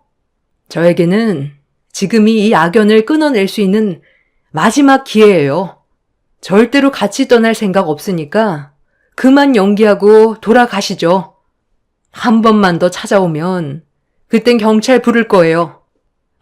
아니 잠깐만요. 아니 지금 뭐 하는 거예요? 당장 나가세요. 진우가 할미 왔다. 정말 할머니 여기에 두고 갈 거니? 굶어 죽길 바라는 거야? 네가 원하는 게 그런 건 아니지? 잠깐 할미 얼굴 좀 보고 대화할 수 없겠어? 오늘 첫 비행기로 이미 떠났어요. 가기 전에 저한테 절대로 받아주면 안 된다고 그러던데요. 이미 제 아들은 두 사람을 기억 속에서 지워버렸고 평생 얼굴 볼 생각 없는 것 같더라고요. 경찰 부르기 전에 이제 그만 돌아가시죠. 서로 얼굴 마주보고 있는 지금 이 순간도 저에게는 상당히 역겹거든요. 시모와 신우는 상황이 좋아질 것 같지 않자 제 팔을 잡고 눈물로 애원했어요. 하지만 저와 제 딸이 받은 상처가 용서를 구한다고 해서 해결될 문제는 아니었기 때문에 단호하게 그 사람들을 밀친 뒤 현관문을 닫았습니다. 그리고 저희 집에 찾아온 그 이후에도 몇 번이나 계속해서 오길래 경찰들의 도움을 받아 더는 접근하지 못하게 만들었어요. 뒤늦게 땅을 치며 후회하던 시모와 신우는 자신들의 잘못을 깨달았지만 절대로 받아줄 마음은 조금도 생기지 않았습니다. 그렇게 몇 달 정도의 기간 동안 저희 가족은 모든 준비가 끝나서 아들이 있는 곳으로 떠날 계획을 가지고 있었는데 제 딸이 다니던 회사에 중요한 프로젝트를 담당하고 있어서 갑자기 퇴사하는 게 마음에 걸려 그 일만 마무리 짓기로 결정을 했었어요. 그리고 이번에 일을 좋게 마무리하고 모든 정리가 끝난 상태입니다. 내일이면 저는 한국 땅을 벗어나 아들이 있는 곳에서 새로운 삶을 살게 될 텐데요. 영어를 잘하지 못하는 제 입장에서 많이 불안하지만 정말 다행인 건 제가 거주하게 될 그곳이 한인타운과 가깝고 제 딸도 외국인과 의사소통이 될 정도는 되기 때문에 크게 문제가 될 것 같지는 않아요. 새로운 시작이라 떨리긴 하지만 그래도 이곳에서의 삶보단 100배, 1000배 좋을 것 같습니다. 며칠 전에도 시모와 신우가 한 번만 다시 생각해달라고 했지만 한 번 틀어진 감정은 시간이 지나도 좋아지지는 않네요. 더는 고민하지 않고 뒤돌아볼 생각도 없습니다. 위기가 찾아오면 알아서 먹고 살겠죠. 여러분들께서는 가족들과 좋은 관계를 유지하셨으면 좋겠어요. 사람 일은 언제 어떻게 될지 한 치 앞도 모르잖아요. 도움받을 수 있는 일들이 갑자기 생길 수 있기 때문에 완만한 관계 형성이 중요한 것 같아요. 제 사연을 통해서 여러분들께선 언제나 지혜롭게 생활하셨으면 좋겠습니다. 감사합니다. 안녕하세요. 저는 5살 아이를 키우고 있는 워킹맘입니다. 어릴 적에는 결혼에 대한 생각이 전혀 없었어요. 사실 전 흙수저 중에 흙수저였거든요. 어릴 적 사고로 부모님이 돌아가시고 난 후에 여러 친척들 집을 전전하며 눈칫밥 먹고 살다 고등학교 진학 후부터는 저 혼자 독립해 살았어요. 일찍 돌아가신 부모님 탓도했다가 다시 꿋꿋이 마음 먹었기도 했었는데 연애를 할 때마다 결혼은 나에겐 사치구나 생각이 들었었거든요. 그런데 정말 저에게는 왕자님 같은 남편을 만나 이렇게 사랑스러운 아이까지 낳게 되었네요. 더군다나 남편은 넉넉한 집안에서 온갖 사랑을 받고 자란 사람이었어요. 제가 그 집에 며느리로 들어가는 게 가당키나 할까 걱정을 많이 했었지만 예상외로 시부모님은 절 온전히 받아주셨죠. 남편에게는 형이 한 명 있었는데 시댁에서 절 싫어했던 유일한 사람이 바로 형님이었어요. 아주버님과 결혼을 하고 나서부터 형님은 전업주부로 생활을 하셨는데 아주버님은 1년 순수익이 억 단위를 넘어가는 사업을 하고 계셨죠. 그래서 그런가 결혼할 때부터 형님은 절 마음에 들어 하시지 않으셨던 것 같아요. 첫 명절날 전 그래도 성의를 보여야 되겠다 싶어 손수 만든 다가를 가지고 갔어요. 어머님, 아버님, 이거 제가 이번에 직접 만든 다과예요. 처음 만든 거라 맛이 어떨지 모르겠지만 정성으로 만들었어요. 어머님, 아버님께 좋은 선물로 보답을 해드리고 싶은데 마음에 드실지 모르겠어요. 다음에는 더 많이 연습해서 더 맛있고 다양하게 만들어 볼게요. 남편한테 하나 먹어보라고 하니 그래도 꽤 잘 따라했다고 그러더라고요. 어머, 이걸 어떻게 손수 만들었어? 전문가가 만든 것보다 훨씬 더 잘 만든 것 같은데? 나는 이걸 작은애 네가 직접 만들었다고 생각은 못하고 어쩜 이렇게 고급스러운 곳에서 잘 준비를 했을까 속으로 생각하고 있었어. 아까워서 어떻게 먹니? 너무 대단하다. 역시 우리 작은애가 손재주가 정말 뛰어나. 그렇지? 일도 바쁠 텐데 이런 것까지 손수 다 신경 쓰고 너무 고마워. 어머님, 달달한 거 잘 안 드시는데. 동서 아직 센스가 너무 부족하다. 그리고 이렇게 다가만 드릴 게 아니라 성의도 보여야지. 어머님, 이거는 제가 준비한 선물이에요. 어머님 저번에 이 화장품 찾으셨죠? 저번에 출국하면서 하나 준비했어요. 피부 케어받고 난 후에 쓰면 좋다고 해서 관리 받으실 수 있게 회원권도 넣어놨어요. 동서, 선물은 이 정도는 해야지. 고작 다가로 끝내려고? 형님 클래스에 제가 못 따라가겠네요. 어머님 다가를 잘 안 드실 거라 생각을 못했어요. 제가 미리 여쭤볼 걸 그랬나 봐요. 보기에 너무 예뻐서 어머님 아버님 받아보시면 좋아할 거란 생각에 깊게 생각을 못했네요. 다음에는 좋은 선물로 잘 준비해 볼게요. 아니야. 내가 다과 이런 거 얼마나 좋아하는데. 아침에 모닝커피 한 잔 마시면서 하나씩 먹으면 얼마나 좋니? 그리고 오시는 손님들한테 내어주기에도 너무 좋은 선물이잖아. 고마워. 이런 거 나는 나이가 많아서 잘 몰라. 내가 작은 애한테 좋은 정보 들었네. 고마워. 나는 이게 정말 좋은 선물이라고 생각해. 마음도 정성도 모두 들어갔잖니. 다음엔 나랑 한번 같이 만들러 가자. 알았지? 동서는 좋겠네. 이렇게 마음 넓으신 시부모님이 어디 계셔?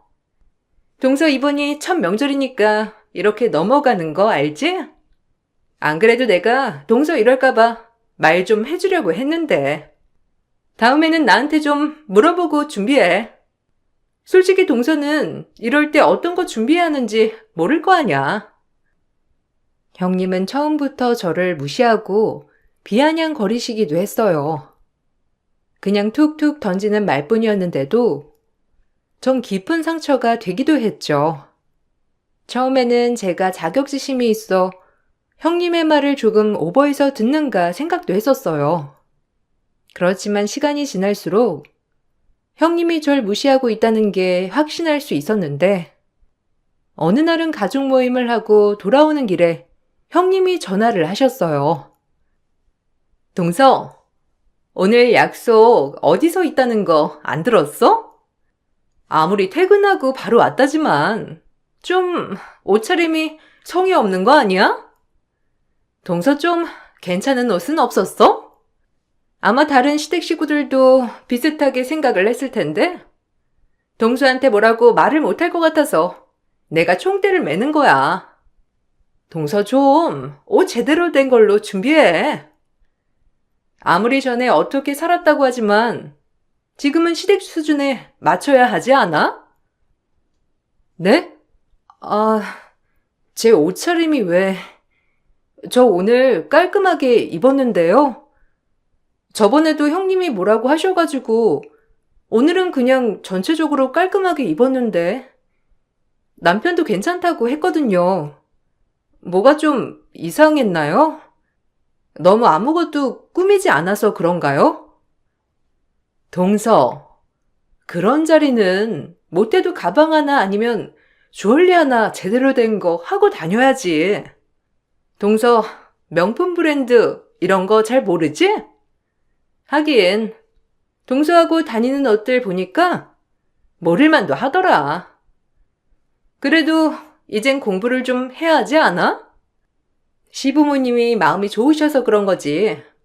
주변 보기 얼마나 창피하시겠어. 며느리라고 둘 있는데 하나는 훅 떨어져 보이니 말도 못하고 얼마나 답답해 하시겠냐고. 내가 제대로 된 옷을 입으라고 하는 거는, 아휴, 아니다. 그냥 다음에 옷 살 때 나한테 확인 좀 하고 사. 아무거나 막 사지 말고. 형님, 저는 그냥 지금 제가 사는 옷들이 편하고 좋아요. 형님이 어떤 걸 갖춰 입으라고 하시는지 어느 정도는 알겠지만, 제 벌이에서는 이게 제일 괜찮은 옷들이고, 오버하면서까지 맞춰 사고 싶진 않아요. 만약 시부모님이나 다른 시댁 식구들이 제 옷차림이 불편하고 같이 다니고 싶지 않으시다면 좀 더 고민을 해볼만 하겠지만, 굳이 지금 바꿔야 하는진 모르겠어요. 결혼하면 시부모님 체면도 생각을 해야지. 동서벌이야 코딱지만 하겠지만 서방님이 적게 버는 것도 아닐 건데 왜 아등바등 사는 줄 나는 도통 이해를 못하겠네? 동서는 잘 모르겠지만 어느 수준 이상 사람들이 한 달에 미용으로 쓰는 것도 투자라고 생각한다고. 동서 그렇게 자존심 부릴 게 아니라 급을 맞춰야 그것도 예의인 거야. 동서가 지금 부리는 건 알량한 자존심이라니까. 형님은 매번 가족 모임을 할 때마다 제 옷차림을 지적했죠. 사실 제가 후줄근하게 입고 다니는 것도 아니었고, 오히려 가족 모임이 있을 때는 직장 동료들이 어디 좋은 곳 가는 거냐며 오히려 놀라워하기도 했어요. 그럼에도 불구하고 형님은 제가 급이 떨어진다며 말을 하셨는데, 막상 시댁 식구들이 입고 오는 옷들을 보면 그냥 평범하게 입고 오는데 형님은 유독 저에게 그런 말들을 아무렇지 않게 했어요. 어느 날은 가족들이 다 모인 자리에서 형님이 차를 바꿀 거라고 하셨죠. 어머님, 아버님, 저 이번에 차 바꾸려고요. 저는 전에 타던 차도 괜찮은데 남편이 그래도 차 안전하고 괜찮은 걸로 바꾸는 게 낫지 않냐고 해서 바꿔요. 아마 다음 주쯤에는 나오지 않을까 싶어요. 그래서 말인데 전에 타던 차는 동서 주려고요. 동서, 내가 동서차 사려면 수십 년은 더 남은 것 같아서 그냥 내 거 동서 줄게. 형님, 저 면허가 없어요. 저 주셔도 운전을 못해서 타고 다니지 못해요. 어릴 적에 부모님이 차 사고로 돌아가셔가지고 제가 트라우마거든요. 저번에도 말씀드렸었는데 깜빡하셨나봐요.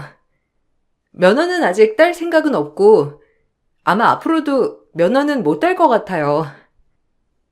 동서, 그거는 다 핑계야. 사람이 충격받고 가슴 아픈 일 하나쯤은 다 가지고 있지. 무슨 그것 때문에 면허를 못 따? 혹시 면허학원 등록하는 게 비싸서 안 다니고 있는 건 아니지? 에이, 그 정도는 너무 아끼는 거 아니야? 동서 잘하면서 어려운 건 알고 있지만 이건 좀 심한 거 아니야? 아무리 그래도 면허는 있어야지. 동서 면허 없다고 하면 어머님 아버님은 뭐라 생각하시겠어? 동서, 설마 나한테 차 받는 거 자존심 상해서 돌아가신 부모님 핑계까지 대는 거 아니지? 그래, 알았어. 내가 공짜로 주면 너무 불우이웃 적선하는 것 같으니까 조금만 줘, 그럼. 아니요. 제가 운전할 수 있으면 차 그냥 주시면 너무 좋죠. 근데 제가 운전대만 잡으면 긴장을 너무 많이 하게 되고 정신이 아득해져서 운전을 지금은 할 수 없겠더라고요. 다음에 면허 취득하게 되면 그때 받는 게 나을 것 같아요.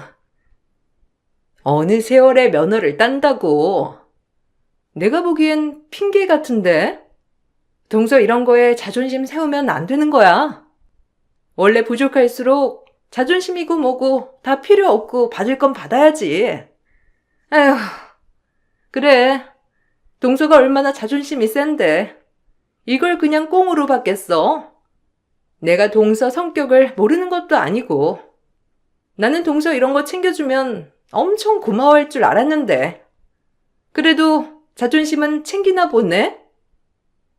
은근슬쩍 절 무시하는 형님의 말에 점점 신경이 쓰여갔지만 형님을 제외하고 나머지 시댁 식구들은 저에게 무척이나 잘해줬어요.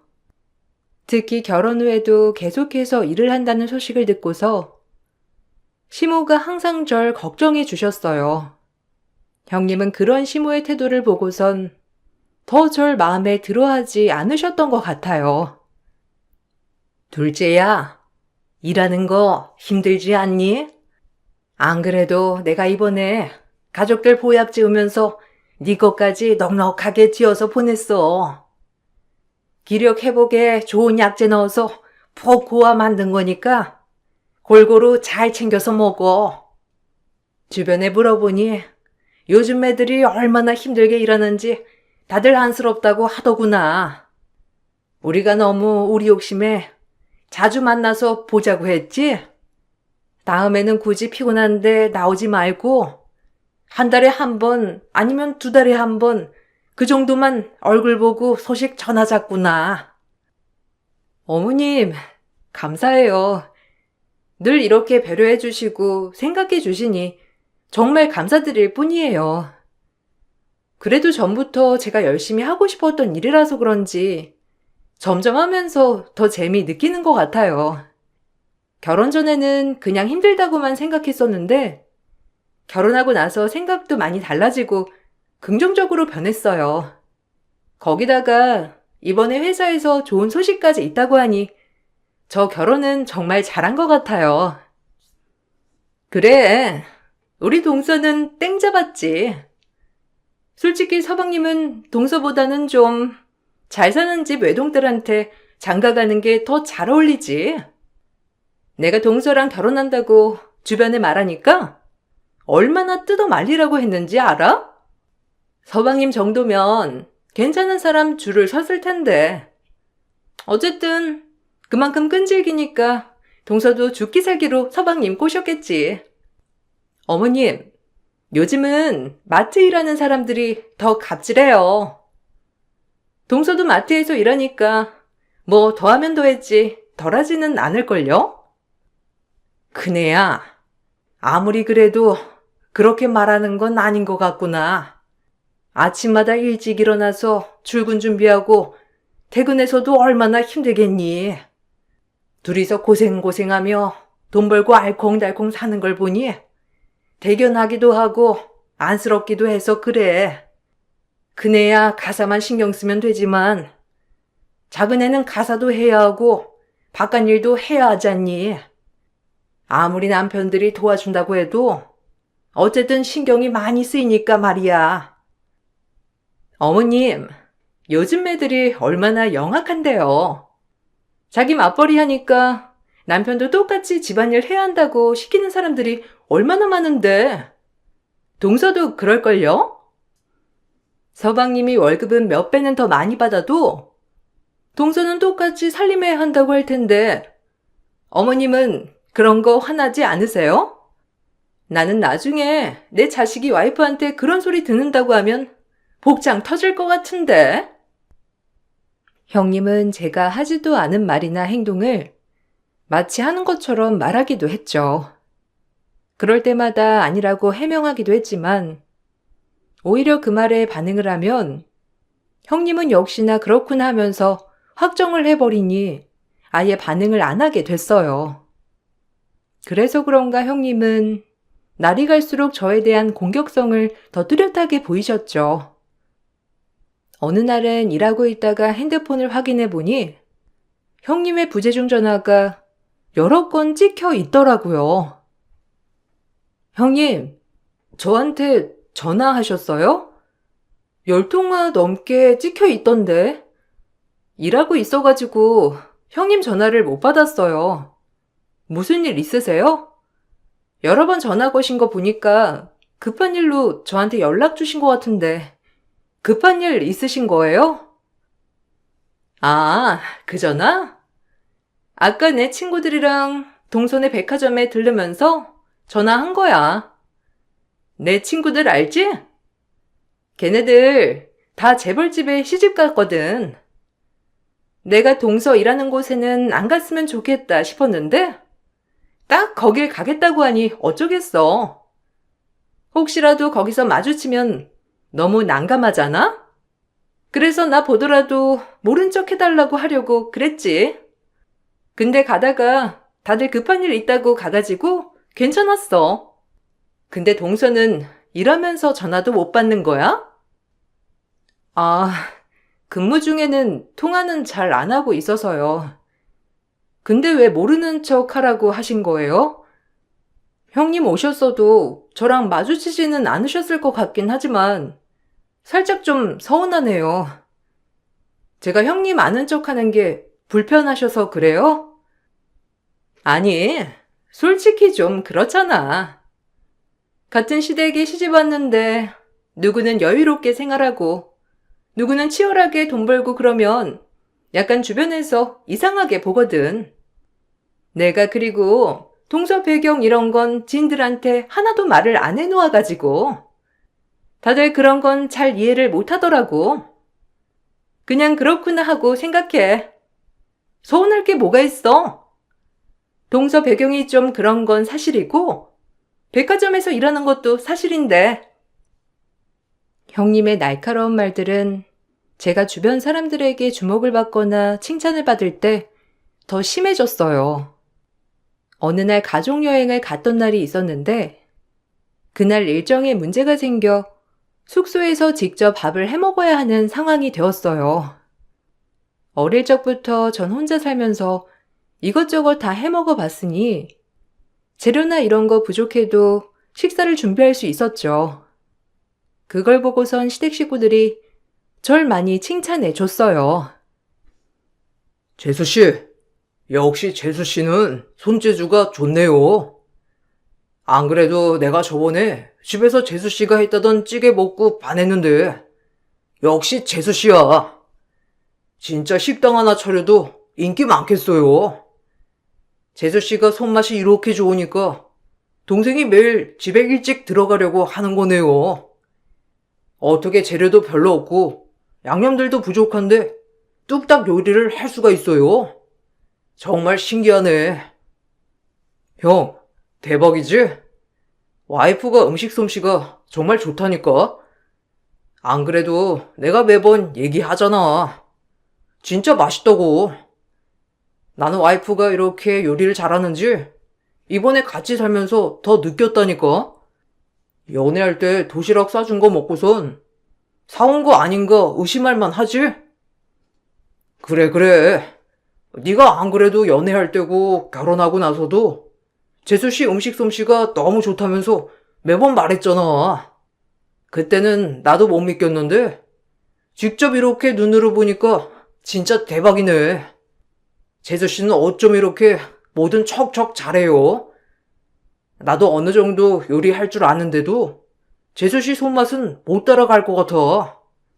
엄마도 저번에 요리하는 거 보더니만 엄청 칭찬하시던데. 재수씨 진짜 가게 할 생각 없어요? 요리사 해도 되겠어. 또, 오버한다. 그만 띄워줘. 나는 이럴 때 보면 너무 마음이 아프던데. 동서가 어릴 적부터 부모 없이 커가지고 혼자서 밥해 먹은 경험이 얼마나 많겠어. 그게 이렇게 다 티가 나는 거라니까. 솔직히 우리야 부모 사랑 잔뜩 받으면서 부엌에 제대로 들어가 본 적도 없겠지만 동서는 부모도 없이 혼자서 크면서 밥은 해 먹어야 할 거 아니야. 그러니 당연 음식 솜씨가 좋을 수밖에. 난 너무 마음이 아픈데? 훈훈했던 분위기도 제 칭찬이 들려오면 형님은 맥없이 끊어버렸고 어색한 기운이 감돌기도 했어요. 뭐 하나 잘할 때마다 부모가 없어 살아남으려고 하다 보니 잘하는 거라며 말을 꺼내니까 주변에서도 더 이상 말을 못 하더라고요. 그러던 중 형님의 그 미운 마음이 더 커졌던 계기가 있었는데 원래 저와 남편은 아이를 갖고 싶은 생각은 없었어요. 서로 이를 사랑하기도 했고 좋은 부모가 될 자신이 없었기 때문이었죠. 그래서 더 열심히 피임을 했는데 저희와는 다르게 형님네는 5년 넘게 수십 번을 노력했는데도 아이가 생기지 않았어요. 동서, 나한테만 솔직히 말해봐. 사실은 동선에도 무슨 문제가 있는 거지? 근데 사실대로 말하기 좀 그러니까 시부모님한테는 그냥 아이 낳을 계획 없다고 그렇게 말하는 거지? 나였어도 그랬을 것 같아. 우리야 뭐 남편이 좀 바쁘고 그러니까 타이밍도 많이 놓쳐서 생기기 어렵지만 동선에는 바쁘지도 않고 솔직히 아이 가지려면 애초에 지금 애가 생겼어야 하는 시기긴 하잖아. 저희 아이 가질 생각이 그렇게 크지 않아요. 저도 그렇지만 남편도 아직 좋은 부모가 될 거란 확신도 없고, 그리고 아직은 일에 집중하려고요. 나중에 좀 더 시간이 지나고 아이가 있었으면 좋겠다 생각이 들 때, 그때부터 노력해 보기로 했어요. 저희도 혹시나 이상이 있는 건 아닐까 걱정돼서 검사도 다 해보긴 했는데, 지금은 괜찮다고 하더라고요. 에이, 다 괜찮은데 임신을 안 하는 게 어디 있어? 내가 그 마음 다 알아. 그냥 나한테는 솔직히 얘기해도 돼. 동선에 문제 있는 건 맞지? 동서, 자궁이 별로 안 좋은 거야? 동서 생리통 때문에 매번 힘들다고 했었잖아. 그래서 잘 안 생기는 건가? 내가 난임 클리닉이라도 소개해 줄까? 우리야 남편이 워낙 바빠서 그렇지. 사실 본격적으로 준비하면 임신은 되긴 하거든. 근데 동선에는 우리처럼 바쁜 것도 아니니까 더 걱정되긴 하겠다. 그렇게 수십 번을 계획하지 않기 때문에 임신을 안 하는 거라고 말했음에도 불구하고 형님은 자신과 똑같은 상황이라 생각을 하셨어요. 그렇게 시간이 지나고 직장에서도 자리를 잡고 원하던 승진도 하게 되면서 저희는 자연스럽게 자녀 계획을 하게 되었죠. 특별하게 노력을 한 것은 아니었지만 몇 번의 시도 끝에 임신을 하게 되었고 임신 소식을 알리자마자 형님은 축하하는커녕 저에게 화를 내셨어요. 동서, 지금 어떻게 그럴 수가 있어? 시험관 시술했던 거야?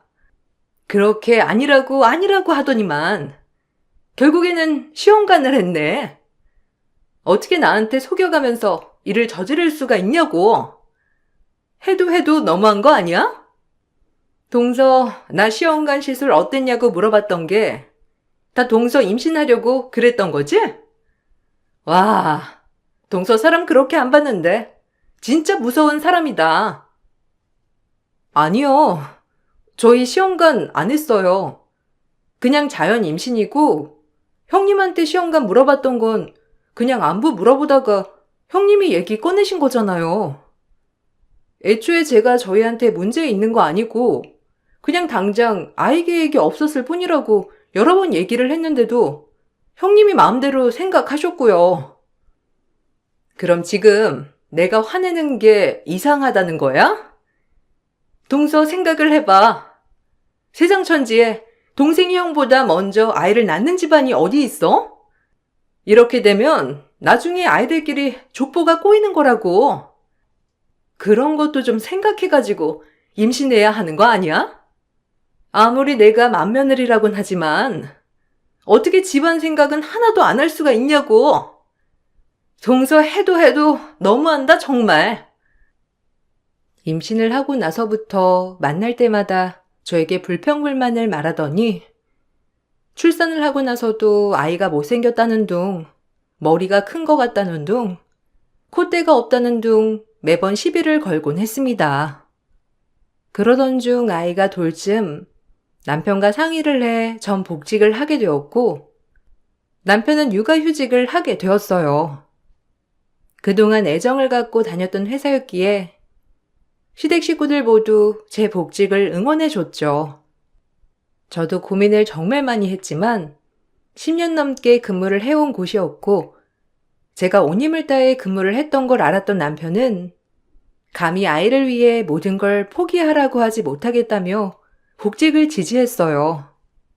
남편이 나서서 절 지지해주니 마음이 더 든든했고, 거기다가 남편의 지지에 시댁 식구들도 긍정적일 수밖에 없었어요. 그렇지만 유일하게 형님은 저에게 철없다며 말을 했어요. 어떻게 돌 갓진한 아이 놔두고 복직할 생각을 해? 동서는 모성애가 없는 거야? 아무리 모성애가 없다고 해도 그래도 아이가 어느 정도 클 때까지는 엄마가 곁에서 키워야 하는 거 아니야? 동서가 서방님한테 일 쉬고 아이 보라고 한 거야? 솔직히 말하면 난 시부모님이 동서가 상처받을까봐 하고 싶은 말 못하신다고 생각해. 어떤 부모가 그렇게 뒷바라지하면서 키운 자식, 아이 키운다고 커리어 쉬라고 하겠어. 형님, 저는 엄마지만 남편은 아빠예요. 제가 출산휴가 하는 것까지 거의 1년 반 쉬었는데 이제 바톤 터치 해야죠. 그리고 남편이랑 충분히 상의해서 결정한 일이기도 하고 남편이 먼저 절 응원해줘서 복직할 수 있었던 거예요. 저도 걱정이야 이만저만이 아니죠. 아이가 아직 어리기도 하니까 복직하는 게 괜찮은 선택일까 고민도 많았는데 다행히 남편이 먼저 육아휴직을 하겠다고 해줘서 수월하게 선택했어요. 아무리 그래도 남편이 쉰다고 바로 복직을 해? 주부가? 여자는 일을 해도 원래 해야 하는 본분이라는 게 있는 건데 동서는 아직 좀 철이 없는 것 같아. 아무래도 부모님 일찍 여의고 그러니까 좀 개인적인 게 있긴 하네. 동서, 내가 동서보다 결혼도 일찍 했고 나이도 많으니까 충고 한번 할게. 이런 건 동서만 생각해서 결정하면 안 되는 거야. 이제는 엄마기도 하고 아내이기도 하니까 모든 걸 다 생각하고 결정해야지. 너무 철없는 선택인 것 같은데? 나중에 분명 후회해. 내 주변에서도 이렇게 복직했다가 커리어도 망가져, 애도 망가져. 난리인 애들 많다니까? 형님의 우려와는 다르게 전 복직을 하고선 회사 내에서도 인정을 많이 받았고 승진까지 성공할 수 있었죠. 남편은 아이를 저보다 더 살뜰하게 봐줬고 집안일도 척척 잘해줬어요. 저희 집은 그렇게 화목하게 안정을 찾고 있었지만 형님네는 점점 안정이 깨져가고 있었어요. 아주버님은 사업가셨는데 경기 불황 때문인지 사업이 갑자기 어려워지기 시작했고 당장 생활비도 마련하기 힘들 정도로 자금난을 겪게 되면서 결국 형님께서도 일을 해야 하는 상황이 되셨죠. 거기다가 우연히 형님이 지원한 곳이 저희 백화점이라는 걸 알게 되었어요. 입사 면접을 보러 온다는 걸 남편을 통해 들어 알고 있었는데 갑자기 한참 지나고선 제가 있는 시식 코너에 불쑥 나타나더라고요. 그러더니 제가 있던 자리에서 옷자락을 휘두르다가 그만 기름이 옷에 튀기고 말았어요. 어머, 이게 뭐야? 아니 여기는 직원 관리를 어떻게 하길래 손님이 바로 앞에 섰는데 기름을 이 정도나 튀길 수가 있어? 이제 나 면접 보러 가야 하는데 네가 기름 튀겨 다 망쳤어. 세탁비 1,000만 원 지금 당장 물어내. 이게 얼마짜리 옷인데 함부로 기름을 휘둘러? 그렇게 자랑을 하더니만 여기서 이렇게 요리나 하고 있었던 거야? 참나, 이것 가지고 시댁 식구들이 그 난리였다니. 고작 이따위인 애한테. 지금 저한테 뭐라고 하신 거예요? 이따위요? 형님, 아무리 제가 어리다고 하지만 그건 아니죠. 여기 세탁비 10,000원이요. 도대체 뭘 망쳤다고 하는지 전 전혀 이해가 안 되네요. 지금 면접 시간 훨씬 더 지난 거 알고 계시죠? 애초에 절실한 마음이 없으니 면접을 볼 생각도 없겠죠. 면접 보고 합격이라도 하는 날엔 지금까지 놀고 먹던 게 끝나니까. 뭐? 네가 어떻게 알아? 첫인상을 잘 보여야 하는데 지금 네가 내 코트에 기름 튀기는 바람에 온몸에 기름 냄새 범벅이고 옷까지 지저분해서 책임자가 날 보고선 채용이라도 하겠어? 이렇게 망친 거 네 책임이니까 네가 다 책임져. 여기서 음식이나 하고 있는 애가 뭘 알기나 하겠어? 너 같은 애가 여기 정직원이나 꿈꿀 수가 있겠냐고. 이걸 어쩔 거야? 진짜 뻔뻔하시네. 인사 책임자가 난데 어차피 넌 나가리야. 어떻게 면접 시간을 놓치냐? 아니 일부러 안 온 건가?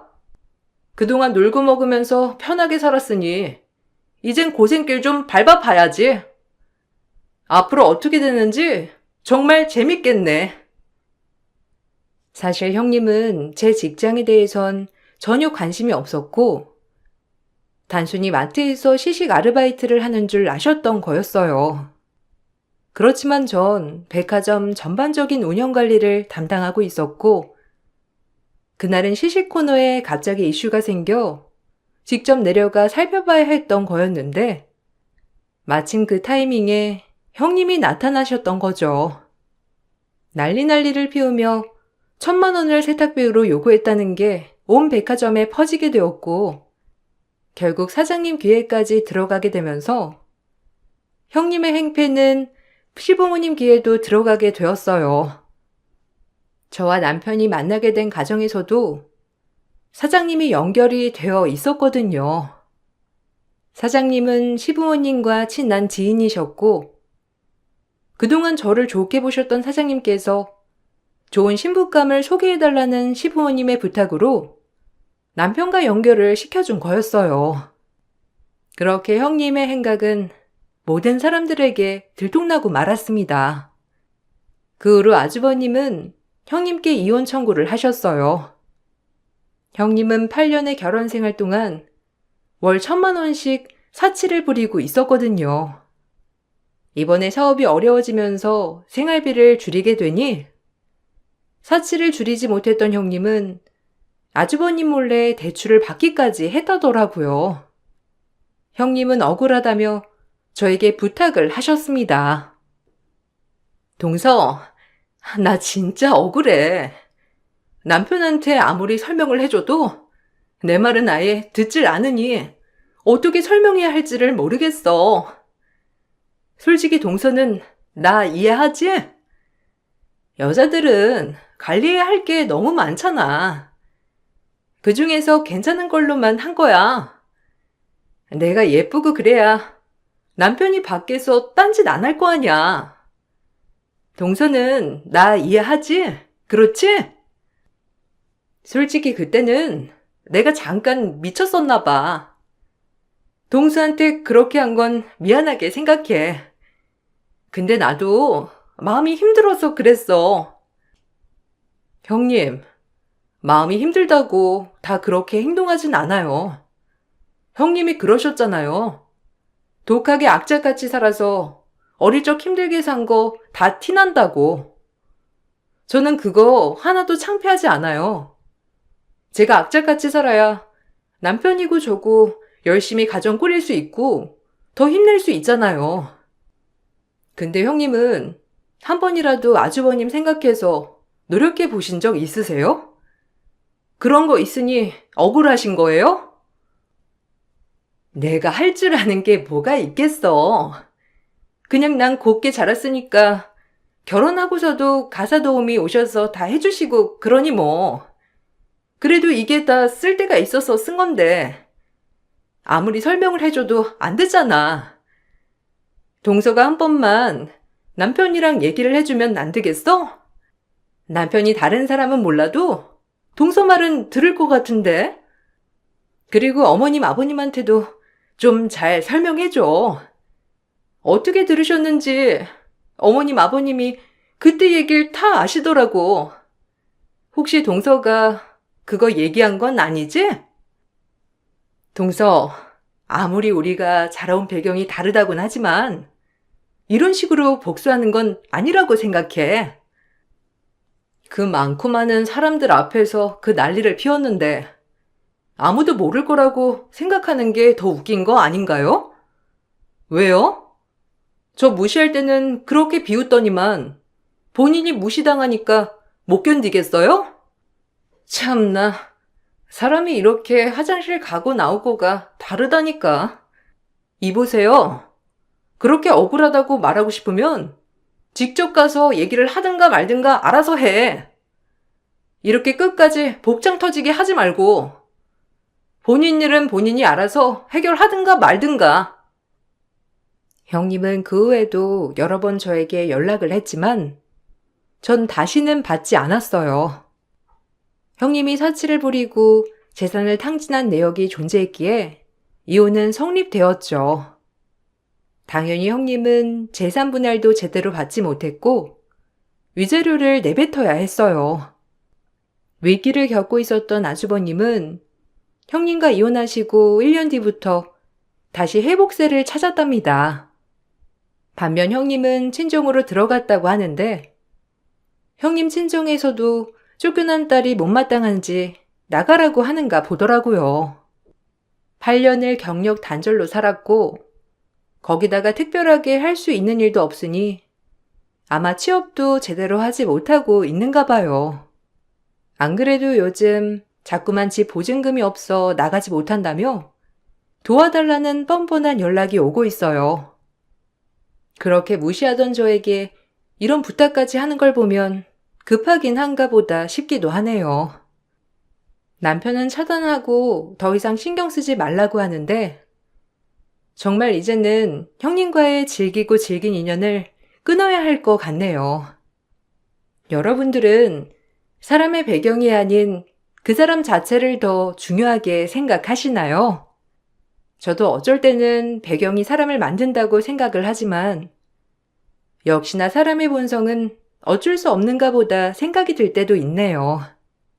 긴 사연 들어주신 분들 정말 감사드려요. 모두 행복하시길 바랄게요.